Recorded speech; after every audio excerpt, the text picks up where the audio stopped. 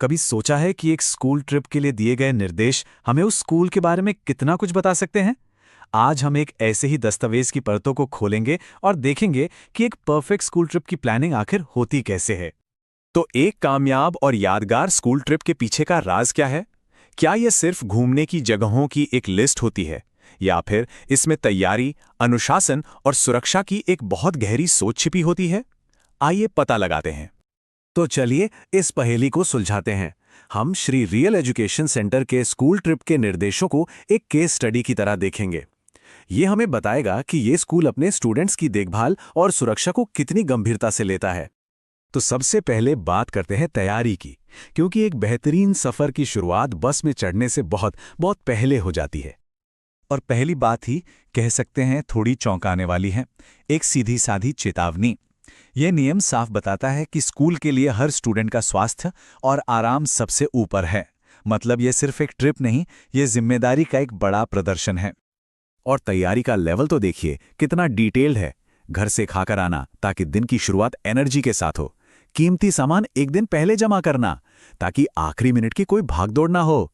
और सुबह 6 बजे का मतलब सुबह 6 बजे। हर छोटा नियम, अनुशासन और दूर की सोच सिखा रहा है। पैकिंग लिस्ट भी कमाल की है। ये सिर्फ स्वेटर और जैकेट की लिस्ट नहीं है, इसमें स्कूल आईडी कार्ड से लेकर कंघी और वैसलीन जैसी छोटी छोटी चीजें तक शामिल हैं। ये स्टूडेंट्स को आत्मनिर्भर होना और अपनी देखभाल करना सिखाता है। चलिए अब अगले हिस्से पर चलते हैं और देखते हैं कि सफर के दौरान बिहेवियर और एक कम्युनिटी की भावना को कैसे बनाए रखा जाता है। ये नियम पूरी यात्रा का मूड ही सेट कर देता है। ये कोई शोर शराबे वाली पिकनिक नहीं है, जोर शांति और अनुशासन पर है, ताकि स्टूडेंट्स अपने आसपास के माहौल को बेहतर ढंग से महसूस कर सकें, उससे समझ सकें। और ये नियम सच में ये तो दिल जीत लेता है। ये सिर्फ अनुशासन नहीं बल्कि एक बड़ी सिस्टम है। सीनियर छात्र एक लीडर बनते हैं और छोटे छात्रों को एक बड़े भाई या बहन जैसा सपोर्ट मिलता है। इससे एक दूसरे के लिए सम्मान की जो भावना पैदा होती है वो किसी किताब से नहीं सीखी जा सकती। अब आते हैं एक और बहुत ही जरूरी पहलू पर।